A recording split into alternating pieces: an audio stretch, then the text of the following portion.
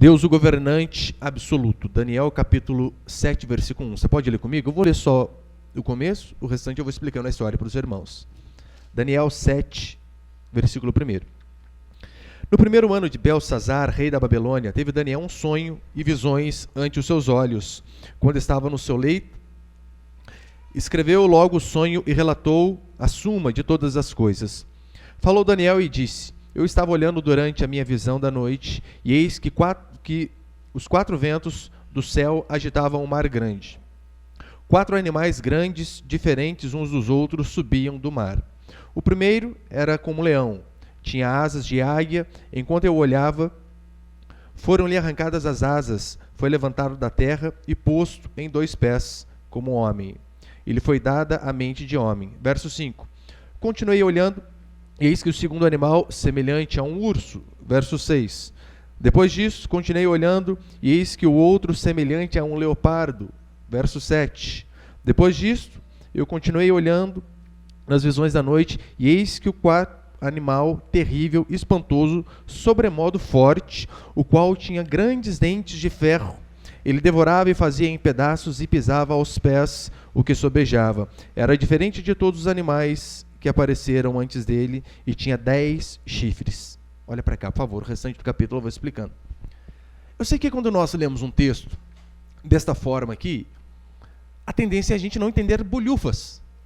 Como assim, pastor? Daniel estava lá, sonhando, tendo visão, esses animais, uns parecem normal, agora tem um leão com asa, parece Nárnia, não sei, um leão que fala, esse monstro aqui que não dá para entender, com dente de ferro. Agora, quando nós, como estamos fazendo de forma expositiva, vindo basicamente capítulo por capítulo, fica mais fácil de compreender aquilo que a Escritura diz. Os irmãos vão ver que a partir de Daniel capítulo 7, que eu estou pregando hoje, o livro ele começa a ser profético, escatológico, falando a respeito dos tempos do fim. Haja visto que o livro de Daniel é conhecido como o Apocalipse do Antigo Testamento, porque ele fala justamente das coisas que acontecerão nos tempos do fim, sobre a vinda do Messias, restauração de Israel, sobre o surgimento da igreja. E aqui no capítulo 7, o grande tema é que, de fato, a maldade humana vai aumentar sistematicamente. Não é para entristecer a mim e a você, não. É a realidade daquilo que a Escritura diz. A maldade humana vai aumentar, o povo de Deus vai ser perseguido, vai sofrer demais, mas há um Deus que governa de forma absoluta, e esse Deus vai preservar o seu povo. É claro que os princípios de Daniel 7, escrito há tantos tempos, se aplicam a nós hoje também, mesmo querendo falar de algo a respeito do futuro. Mas é claro que se aplica a nós. Em que situação? Você vai ver que constantemente reis, imperadores malignos se levantavam, queriam destruir a igreja, o povo de Deus, só que Deus sempre cuidava do seu povo. Foi assim que nós aprendemos com Sadraque, Mesaque e Abidnego. Mesmo diante da fornalha, Deus cuidou deles. Foi assim com Daniel na cova dos leões, domingo passado, onde ele foi lançado, Deus fechou a boca dos leões, ao ponto que depois os homens que fizeram com que ele fosse a fornalha não chegaram nem ao fundo da cova, e então os leões despedaçaram a eles. Portanto, para entender Daniel 7, eu e você precisamos lembrar de uma regra áurea na interpretação da Escritura. E qual regra é essa, pastor? A Bíblia explica a própria Bíblia. Isso aqui você jamais deve esquecer. Não é você ler o texto e pensar assim, o que Deus quer falar comigo aqui? Você precisa ler a Bíblia toda. Você precisa conhecer os contextos, porque passagens que são mais difíceis são explicadas por passagens mais fáceis. E é sempre assim, a Bíblia explica a própria Bíblia. Só para os irmãos lembrar, eu acho que foi o segundo domingo que eu estava pregando sobre Daniel, que eu falei sobre aquela estátua. Lembra? Tem até a foto ali, põe ali, por favor, meu irmão. Daniel capítulo 2, que fala sobre o sonho do rei. Lembra que era uma estátua com a cabeça de ouro, ali os membros de prata, o ventre de bronze, as pernas de ferro e o barro, e os pés de barro e ferro. E Daniel, então, ele tem a revelação do sonho do rei, explica o sonho para o rei e o que significava o sonho.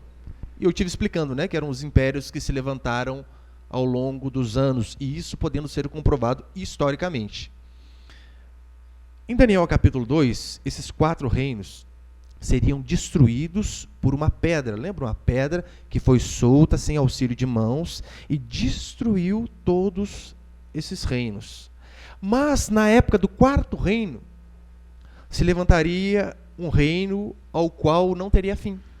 É o que diz Daniel capítulo 2.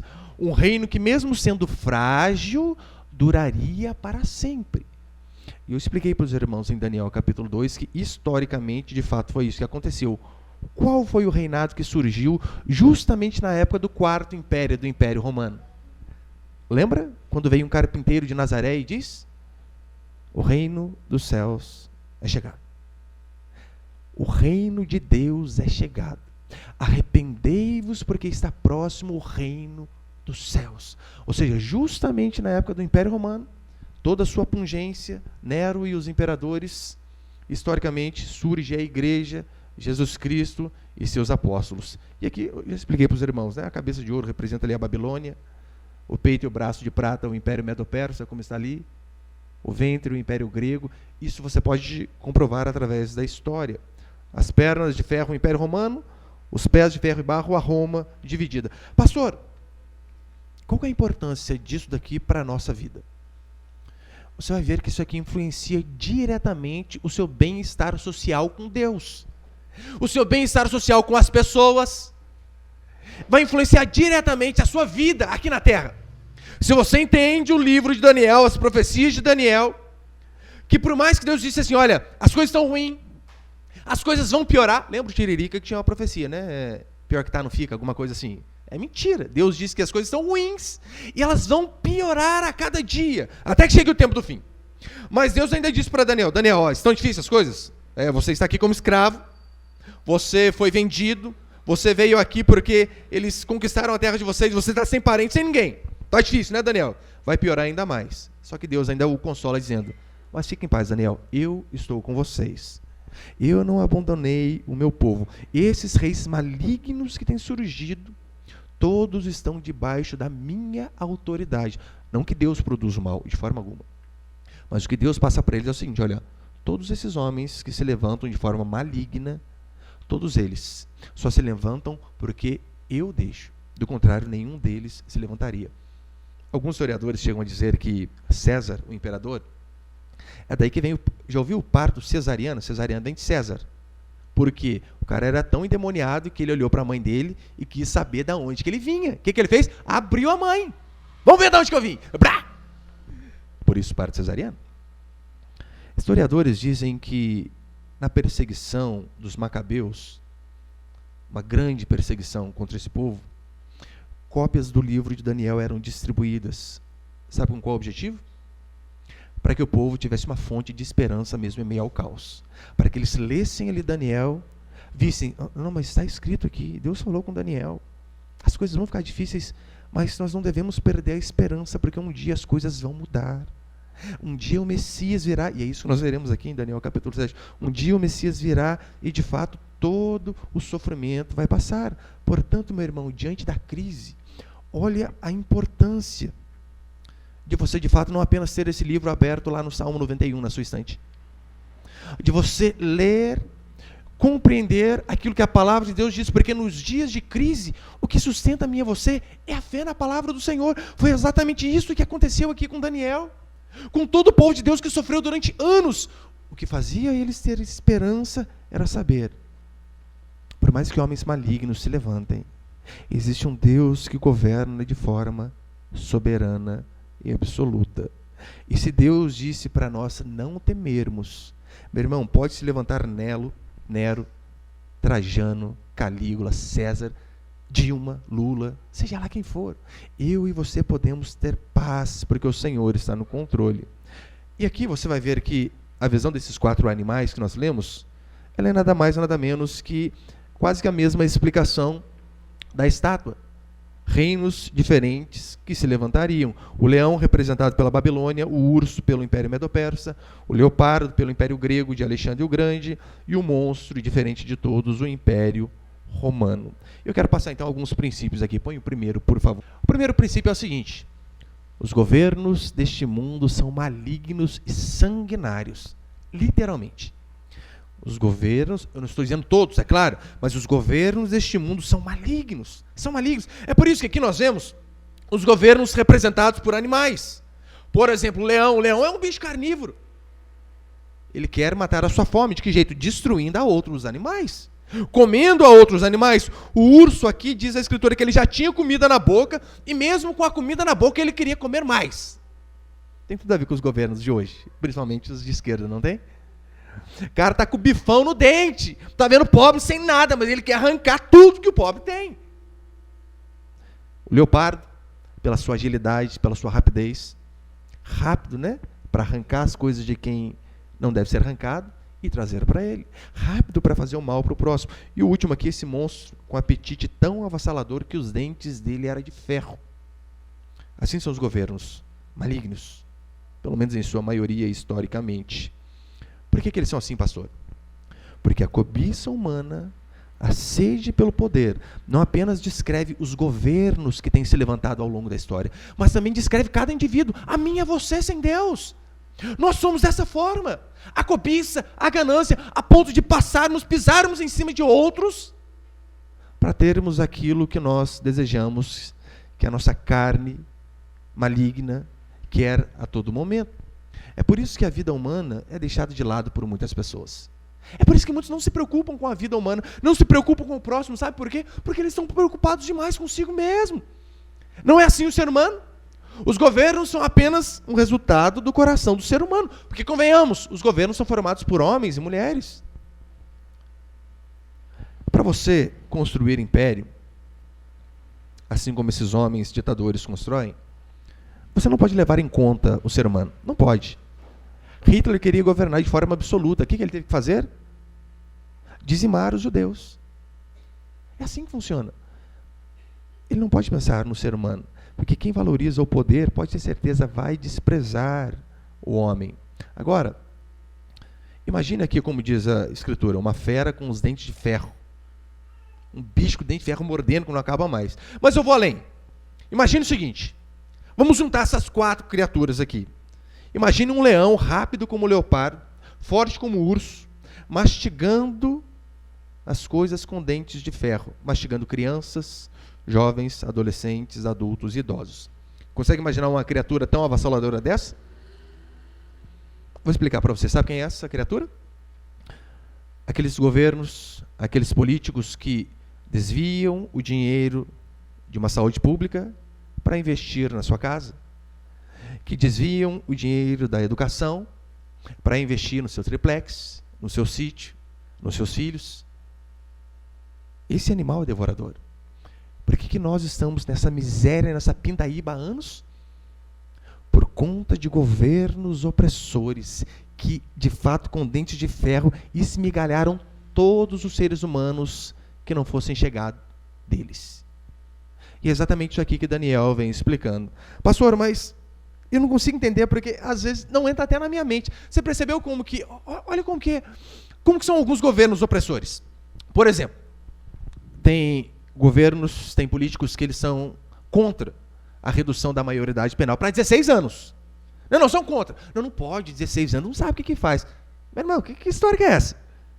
16 anos é um mongolóide. Sim? Sabe? Pode votar, exatamente. Pode até trocar de sexo. Tem essa ainda. Ó. Não pode decidir nada. Não pode ir preso com 16 anos. Mas pode votar para escolher um ditador. Pode trocar de sexo sem autorização dos pais. Que coisa. Daí, você pensa assim, eles são a favor. Não pode reduzir a maioridade penal. Tá. Por quê? Porque é criança. Nos Estados Unidos, eu vi uma vez um rapaz, um menino de 10 anos, que matou, se eu não me engano, os avós. Prisão perpétua. Acabou. É assim que funciona. Morreu. É assim. Vai ficar lá até a morte. Já era. Então, agora você pensa. Olha a cabeça de alguns governantes. Nós não podemos pegar um moleque de 16 anos e colocar na cadeia. Daí você pensa, eles estão preocupados com o menino. Mentira. Sabe com o que eles estão preocupados? Com o dinheiro público. Porque o dinheiro público é deles. Público não é público nosso, é público deles. Porque, convenhamos, você pega um moleque de 16 anos e taca numa cadeia, É dinheiro que você vai ter que investir nele. É R$1.000 e poucos, não sei quanto que é por mês que gasta um presidiário. Ou seja, é dinheiro público que ele poderia estar desviando para ele. É por isso que ele prefere um moleque na rua. Sabe por quê? Porque é o seguinte, o moleque na rua, ele não vai roubar dinheiro do governo, ele vai roubar você. Vai roubar a mim. Daí não tem problema, não roubando do governo, porque o dinheiro público eu consigo trazer para mim, agora do outro não dá. Você consegue ver essa estratégia maligna de governos opressores o tempo todo? É por isso que o Edward Gibbon, um historiador, ele diz assim, ele escreveu um livro muito conhecido chamado, que fala sobre o declínio do Império Romano, e ele diz assim, Trajano ambicionava fama, enquanto a humanidade continuara a prodigalizar mais aplausos a seus destruidores do que a seus benfeitores, a sede da glória militar continuará a ser sempre o vício das personalidades mais enaltecidas. O que ele está dizendo aqui, em outras palavras, é o seguinte, imperadores, governadores que não estão nem aí para o povo. Enquanto o povo continuar tratando-os como deuses, eles vão continuar arrebentando o próprio povo. A ideia aqui da visão de Daniel era a seguinte, Daniel, as coisas estão difíceis e vão piorar, mas não se desespere, porque eu, o seu Deus, ainda estou no controle. Ou seja, o recado era o seguinte, a maldade humana, ela vai aumentar a cada dia. E é isso que nós temos visto. Esse dia, conversar com os irmãos em casa lá, é impressionante. Olha como que era, você não precisa nem ir muito atrás, né? Há 3, 4 décadas atrás aí. Como eram os jovens, como que era o respeito com os mais velhos, e como que é hoje. E a maldade tem aumentado a cada dia. Mas eu e você temos que sempre lembrar, ainda que a maldade humana aumente, o poder de Deus não diminui. Segundo, os governos deste mundo estão debaixo do controle de Deus. É exatamente o que Daniel diz. No meio de uma visão, ele vê um como filho do homem, que é um dos termos usados para Jesus Cristo. Ou seja, no meio de uma desgraça, ele vê uma luz no fim do túnel. Essa luz, é claro, Jesus Cristo. Portanto, em dias de crise, de problemas, aonde parece que os governos são opressores e que nós só estamos indo de mal a pior, o que eu e você temos que sempre saber é que o Senhor continua governando. Ele não perdeu a rédea da situação. Por mais que tudo pareça estar perdido. Olhe para os venezuelanos, nossos vizinhos. Meu Deus, a carne que eles comem é rato, isso quando acha. Água potável é a coisa mais difícil do mundo. Eles preferem vir para o Brasil, que é uma desgraça maior que essa. Preferem vir para o Brasil do que ficar lá. Para você ver como que lá está ruim o negócio. No meio da aflição, eu e você não devemos jamais tirar os olhos de Jesus Cristo. E eu falo aflição, não apenas aflição estatal, nacional, mas talvez aflição lá no seu casamento, talvez aflição na sua vida espiritual, na sua família, suas angústias. Olha o que diz Isaías, capítulo 66, verso 1. Assim diz o Senhor, o céu é o meu trono, e a terra o estrado dos meus pés. A ilustração que ele está dando basicamente é a seguinte. Imagina quando você senta na sua cama para amarrar o seu cadarço. Ele está dizendo assim, olha, o universo é a cama que eu estou sentado.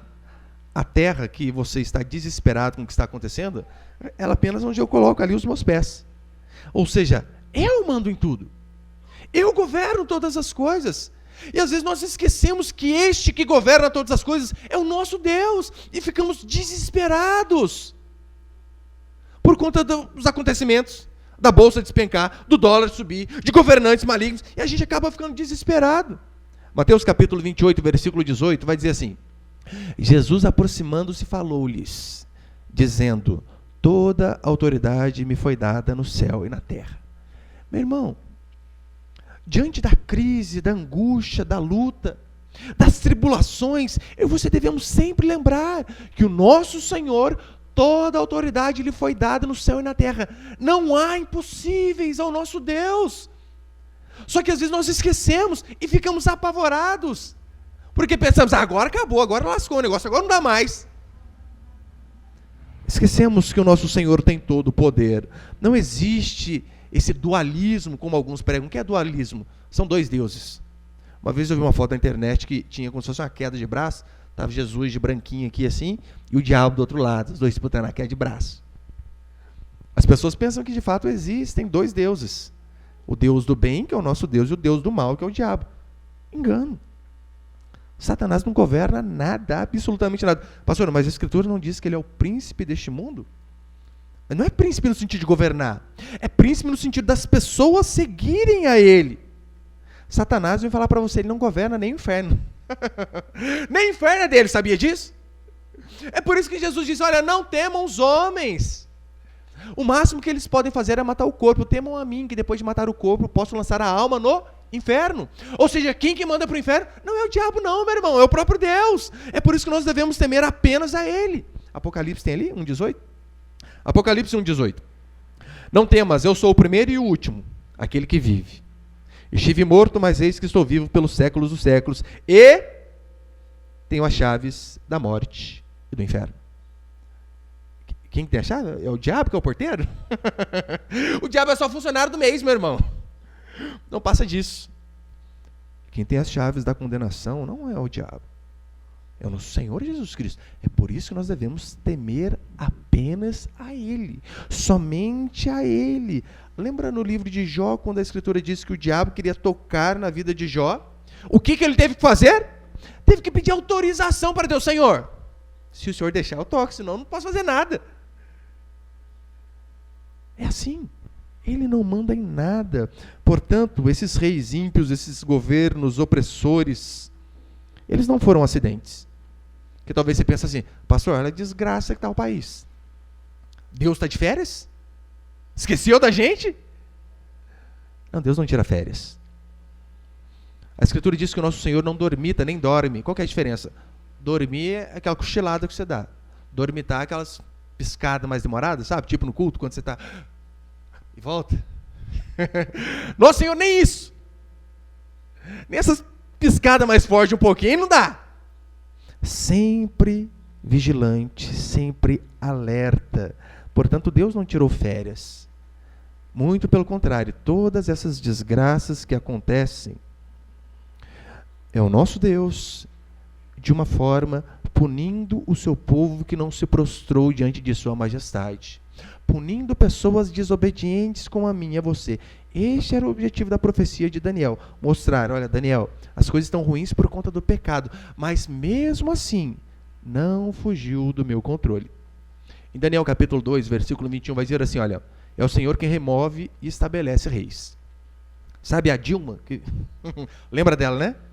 Nem quem ganhar, nem quem perder, nem quem ganhar ou perder, vai ganhar ou perder. Vai todo mundo perder, literalmente. A Dilma não é apenas o fruto de um povo ignorante como nós, que apertou 13 e confirma depois, não. Não é. Até essas coisas estavam debaixo do controle do Senhor, porque é Ele quem remove e estabelece reis. Em Isaías 45 diz sobre Ciro, o rei da Pérsia, ímpio. O Senhor diz assim, ele, meu servo. Calma aí. Então nem os reis ímpios fazem o que eles querem? Não. Absolutamente não. Em Jeremias 25:9, falando a respeito de Nabucodonosor, que tinha arrasado Israel, diz a mesma coisa. Nabucodonosor, meu servo. Meu empregado. Eu estou apenas usando esse homem maligno, para quê? Para que ele venha subjugar o meu povo que não me obedeceu.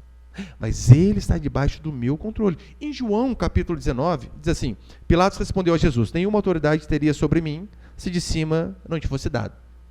Lembra que Jesus está ali para ser julgado, e ele fica em silêncio. Pilatos diz, você não vai falar nada? Não vai se defender? Eu posso te soltar, ou eu posso te matar. O que Jesus disse? Tá de brincadeira, né, Pilatos? Você não manda nada, rapaz. Eu não falo desse jeito, mas como se fosse. Toda a autoridade que você tem, meu Pai te deu. Ou seja, Deus ele usa esses homens malignos apenas para julgar seres humanos pecadores como nós. Toda desgraça que eu e você estamos escolhendo, na sua vida particular, na nossa vida como nação, como país, essa corrupção que parece que é um câncer, que ninguém consegue estagnar, essa hemorragia que não para de sangrar, é fruto de escolhas erradas. Nossas, apenas nossas escolhas erradas. Mas Deus diz assim, olha, é por isso que esses homens malignos estão aí, porque eu estou julgando o pecado de rebelião de vocês. Nós éramos dessa forma, rebeldes contra Deus. Você e eu, meu irmão, a Escritura diz que nenhum de nós queríamos a Deus. Se não fosse Deus nos pegar de fato pelo colarinho e nos trazer, nenhum de nós teria vindo aqui. Porque talvez você pense assim, não, pastor, eu escolhi a Deus, eu estava passando aqui, eu falei, nossa, vou à igreja. Por que a maioria busca a Deus? Casamento acabando, filho viciado, tragédia na família, desemprego, doença. E ainda que não seja nenhuma dessas coisas, você busca a Deus talvez por conta de um vazio enorme no seu coração que você não conseguiu preencher em nenhum lugar. Mas o ser humano só busca a Deus porque Deus o buscou primeiro. Portanto, o mandamento para mim e para você é que permaneçam em paz, mesmo em meio ao caos, mesmo em meio à opressão, porque o Senhor cuidará de nós se permanecermos fiéis a Ele. Terceiro, a certeza do céu nos dá força na terra. Se você for estudar o livro de Daniel, você vai ver que cronologicamente, os fatos, Daniel capítulo 7 acontece primeiro que Daniel capítulo 5. Só está invertido ali. Ele recebeu a visão no primeiro ano de Belsazar. Foi o que nós lemos aqui. No primeiro ano de Belsazar, ele recebeu a visão. Depois, lembra quando no capítulo 5 ele tem a visão dos dedos aparecendo na parede e escrevendo? Aquilo aconteceu no último ano de Belsazar. No último ano dele. Agora a pergunta que eu e você devemos fazer é a seguinte: da onde vem tanta coragem para um homem assim como Daniel? Da onde? No capítulo 5, ele revela o que estava escrito na parede: Mene, Mene, Tekel, Parsim, pesado, pesado, contado e dividido.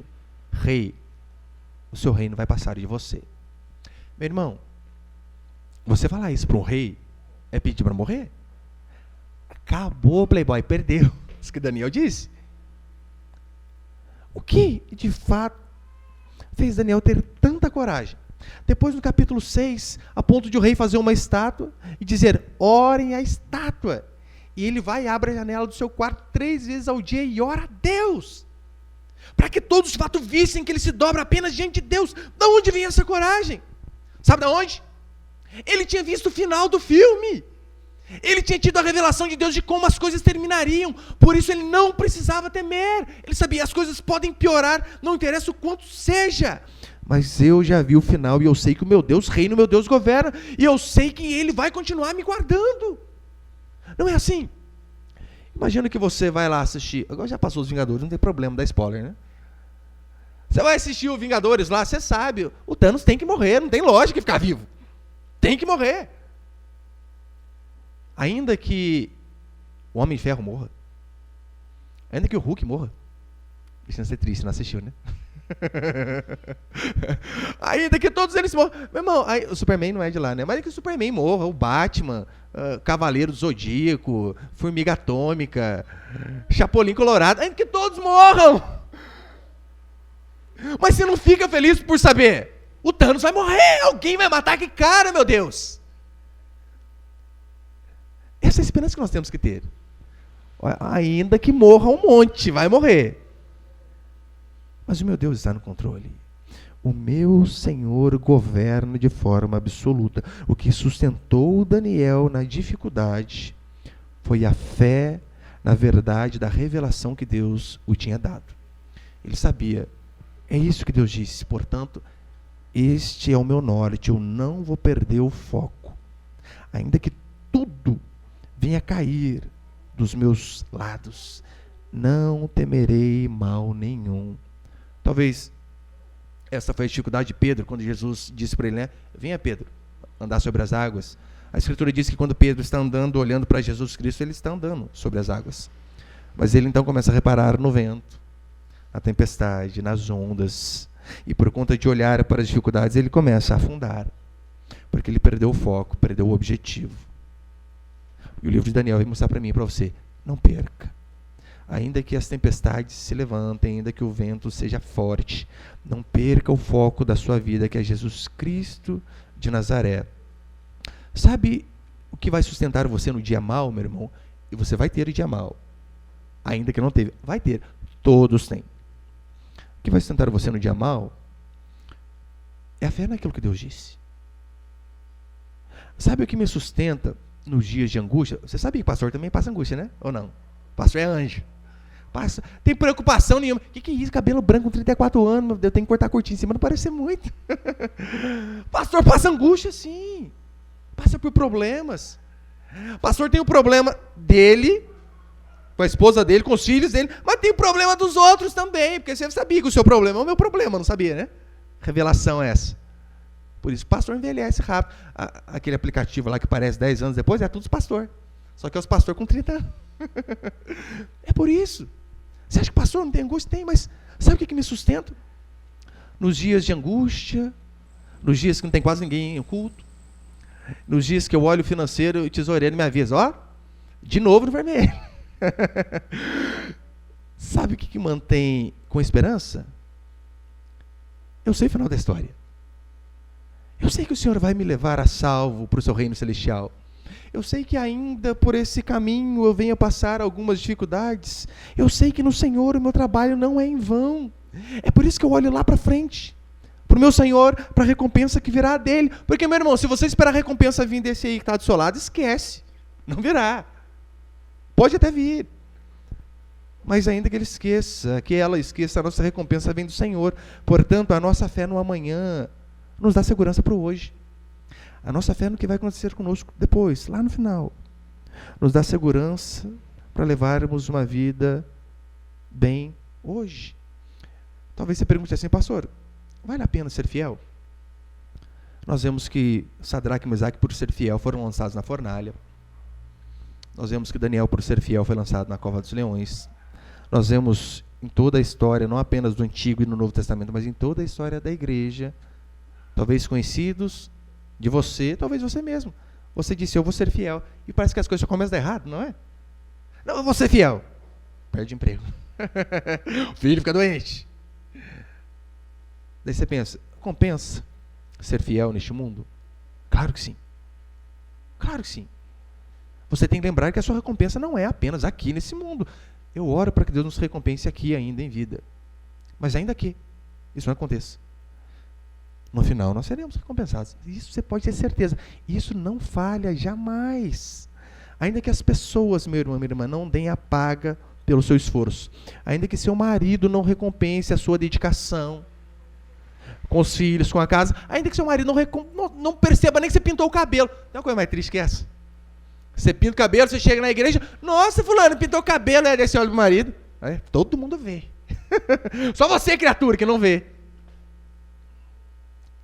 Ainda que ele não perceba, que não te recompense, o Senhor vai recompensar, sempre. Ainda que a sua esposa, meu irmão, não retribua você do jeito que você queria que ela retribuísse, espere a recompensa do Senhor. Ainda que seu pastor não te elogie, não espere. Ainda que seus filhos não retribuam o investimento que você fez nele, porque você sabe, nós investimos de montão. Criança, meu irmão, o negócio para gastar, gasta demais. Gasta muito. Se você for contabilizar só o tanto de fralda que você já comprou para seus filhos, meu irmão, é muita coisa. Noites sem dormir. Só que muitos pensam que filhos são como bumerangue, né? Que você joga, ele vai dar volta e a recompensa vai vir no peito. Voltou. Não, é igual uma flecha, às vezes você só manda. Com tudo que você tinha, só foi embora, acabou.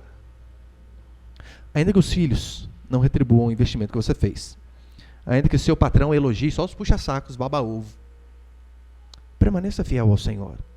E daí se os homens não nos recompensam? Não nos retribuem? Nós estamos esperando o aplauso de quem? Dos homens ou de Deus? As únicas pessoas que prestam para essa vida aqui na terra são aquelas que estão firmemente comprometidas com a vida do céu. Esse tipo de pessoa que serve para viver aqui. E quarto, o povo de Deus permanecerá. É o verso 27. Você pode acompanhar comigo? Daniel 7, 27. O reino e o domínio e a majestade dos reinos de todo o céu serão dados ao povo dos santos do Altíssimo. Eu vou ler de novo. O reino e o domínio e a majestade dos reinos debaixo de todo o céu serão dados ao povo dos santos do Altíssimo. Talvez você pense assim, pastor, como? Como eu sei que tudo que a Bíblia diz sobre o amanhã vai se cumprir? Será que é verdade isso aqui que Daniel disse? Que ainda que as coisas fiquem piores e vão ficar, mas o Senhor vai continuar cuidando de nós e o final nosso vai ser bom? Será que é verdade? Será que é verdade aquilo que Apocalipse diz, que um dia o Senhor enxugará dos nossos olhos toda lágrima? Que um dia nós estaremos num lugar com o nosso Deus onde não haverá mais choro, pranto, dor, angústia? Será? Como eu sei que tudo isso que a Bíblia está dizendo sobre o amanhã vai acontecer? Como eu sei que de fato existe um céu como recompensa para aqueles que são fiéis a Deus? Como eu também sei que existe um inferno de condenação para os infiéis e desobedientes? Como? Como eu sei sobre o amanhã? Como que eu posso ter esperança para um futuro melhor? É só você olhar para tudo que a Bíblia disse e já se cumpriu. Se tudo que ela disse sobre o passado se cumpriu e não ficou nada para trás, por que nós temos medo a respeito das coisas que vão acontecer no futuro? Tudo que ele disse, meu irmão, se cumpriu. Todas as profecias de forma cabal. O Império Romano aqui, um monstro diferente de todos. Existiu? Claro que existiu. Todos nós sabemos disso daí. Daniel 7, 23. Olha que interessante. Você pode ler comigo rapidinho? Daniel 7, 23. Então ele disse: o quarto animal será um quarto reino na terra, o qual será diferente de todos os reinos e devorará toda a terra e pisará os pés e a fará em pedaços. Sabe por que é uma bênção você estudar a história secular juntamente com a Bíblia?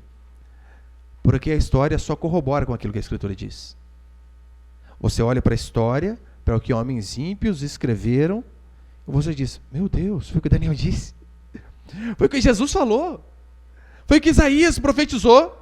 É interessante que em Daniel 2, quando diz que os pés da estátua eram de ferro e de barro, e em Daniel 7 também diz que os dentes eram de ferro, tem um professor de história, um historiador chamado Funari, ele diz uma frase que já tipifica e de fato resume isso daqui que Daniel disse. Ele diz assim: o exército romano era poderosíssimo porque a sua tecnologia era baseada no ferro. Será que tem alguma coisa a ver com essa estátua aqui, Daniel 7 ou não? Será que tem alguma coisa a ver com aqueles pés? Ou foi simples acaso? Um outro historiador, põe ele por favor, meu irmão. Um outro historiador ímpio, ele diz assim: a grandeza do Império Romano se dá não apenas pela expansão territorial, o Império Romano fez muitas estradas para tudo que é lado. A grandeza do Império Romano se dá não apenas pela expansão territorial, houve impérios maiores. A questão é a influência duradoura. Muitos concordam que os componentes fundamentais do mundo moderno foram influenciados pelo Império Romano: religião, arquitetura, filosofia, direito e formas de governo. Só vou dar alguns exemplos. O Império Romano influenciou a religião no Ocidente. De lá surgiu o catolicismo. O catolicismo veio do Império Romano. Língua. Os romanos falavam latim. Do latim derivou-se o português, o italiano, o francês e o espanhol. Você consegue ver a influência desse império? Exatamente aquilo que a Escritura diz e exatamente aquilo que historiadores corroboram. Edward Gibbon, outro historiador, diz assim: estou convencido de que nunca existiu antes uma nação assim. Espero que, pela felicidade da humanidade, que nunca volte a existir. Falando do Império Romano. Agora, um outro historiador ímpio, H.G. Wells, ele diz assim: a potência romana era em diversos aspectos diferente de todos os grandes impérios que até então prevaleceram no mundo civilizado. Você consegue ver um ímpio dizendo assim: olha, o Império Romano era diferente de todos os reinos que existiram. Daí você vai olhar Daniel capítulo 7, versículo 23, esse reino que se levantará é diferente de todos os outros que existiram. Totalmente diferente. Sabe qual que é a diferença básica? Eu e você, nós estamos numa posição privilegiada. Qual posição é essa? Nós estamos após as profecias. As profecias estão aqui atrás e nós estamos aqui à frente. Então nós podemos comparar a Escritura com a história e, de fato, unificar essas coisas e dizer: ainda que eu seja ímpio, o que esses homens disseram há séculos atrás tem se cumprido cabalmente a cada dia. Eu e você podemos fazer isso. Daniel era diferente. Daniel, ele estava num lugar onde ele não via nada na frente. E então Deus diz a ele, e ele se pronuncia: assim serão os reinos. Mesmo sem ver nada, ele apenas reverbera a voz do Senhor, e de fato acontece exatamente da forma que ele disse. O leopardo, como nós lemos aqui no começo do culto, ele é muito rápido, você sabe, não, dos animais mais rápidos. Ele é tipificado historicamente, e a profecia de Daniel também diz isso, por Alexandre o Grande. Alexandre o Grande, ele foi um dos conquistadores que conquistou o território de forma mais rápida. Em 10 anos, ele conquistou tudo que se podia conquistar. Em 10 anos, conquistou e morreu. E a Escritura compara o governo dele com o leopardo. Rápido, rápido. Mas também vai acabar. A profecia cumprida de Daniel 2, que o reino surgiria e duraria para sempre, e seria dada aos seus santos, é a mesma profecia de Daniel, capítulo 7. Como eu disse no começo do culto, qual é esse reino que surgiu? Justamente na época do Império Romano surge o reino de Deus. Jesus Cristo morre, ressuscita e então tem início a igreja. Agora, Daniel capítulo 2 diz que aqueles reinos iriam se fragmentar, iriam se extinguir.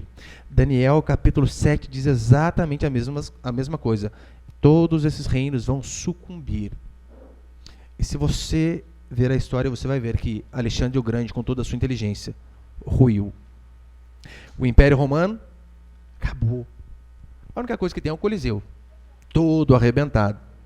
O Império Medo-Persa foi embora. Os jardins suspensos da Babilônia, meu irmão, só em montagem gráfica pelo computador, do contrário não tem mais nada. Você consegue imaginar que todos esses reinos poderosíssimos de fato ruíram? Agora, pensa, a Escritura diz que surgiria um reino, que duraria para sempre, e esse reino seria a igreja. Daí hoje, como nós estamos aqui, cultuando a Deus, um povinho pequeno, não temos influência nem na rua da nossa casa, talvez nem dentro da nossa família, mas você percebeu? Aqui na rua tem uma, ali para baixo tem outra, ali tem outra, tudo que é esquina que você for, tem uma igrejinha, por menor que seja, dizendo, aqui existem filhos de Deus, que reinam com o Senhor, que vão para o céu. Mas calma aí, esse povinho que foi perseguido toda a vida ainda está de pé. Por quê? Porque aquilo que a Escritura disse é verdade. Ainda que todos esses impérios ruam, se esmigalhem, a igreja do Senhor permanecerá para sempre. É por isso que eu sei que você pensa assim, pastor, mas tem algumas pregações que são mais fáceis de entender sobre casamento, criação de filho, né? Coisas bem práticas na vida. É uma maravilha. Mas se você entende, meu irmão, Daniel 2 e 7, isso dá esperança para nós. Isso fortalece a nossa fé. Isso nos faz viver melhor. Nos faz viver melhor hoje, sabendo que o nosso amanhã está garantido por Deus. Por quê? Porque nós vemos a soberania do Senhor em todo o tempo. De fato, nós vemos que o Senhor governa absoluto, que nada foge do controle do nosso Deus. Portanto, você não precisa ter medo, meu irmão, não precisa ter medo do seu patrão endemoniado lá, não precisa. Do desemprego, dos governos opressores, não precisa. Não ande ansioso enquanto as finanças, pessoas te abandonarem. Acontece, infelizmente acontece. Esses dias eu vi uma matéria de uma moça que se suicidou porque o marido dela, o noivo dela, terminou com ela um dia antes do casamento. Triste, né? Acontece? Acontece, essas pessoas nos abandonam. Mas não ande ansioso. Não tenha medo, porque ainda que as pessoas nos abandonem hoje, ainda que as coisas sejam difíceis hoje, Daniel, ele olhava o fim da história, ele sabia, o Senhor governa. Ele se mantinha ajoelhado diante de Deus, e por isso ele não precisava ficar chorando e prostrar diante dos homens, porque ele sabia, o meu Senhor governa de forma absoluta, e é esse Senhor quem guia a minha vida, e eu estou em suas mãos, e a Bíblia diz que nenhum de seus filhos o Senhor o abandonou, eu e você não seremos o primeiro também. Amém, meus irmãos? Você pode ficar de pé então por um instante, por favor?